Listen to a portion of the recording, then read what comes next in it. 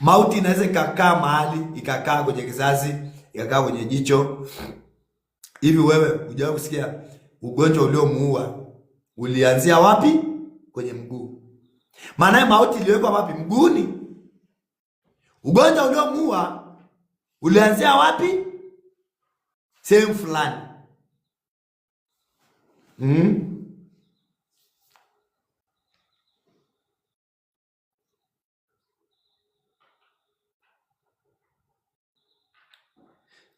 Kingine ya Yezebel, alimuua mtu akamnyang'anya shamba lake akiwa malkia.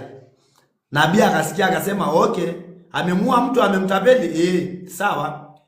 Pale pale alipomuulia mtu, na yeye atafia pale. Kwa hiyo msiogope. Kweli akafia pale.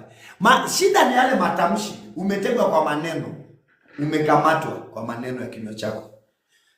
Mauti na uzima uwe katika uwezo wa ulimi.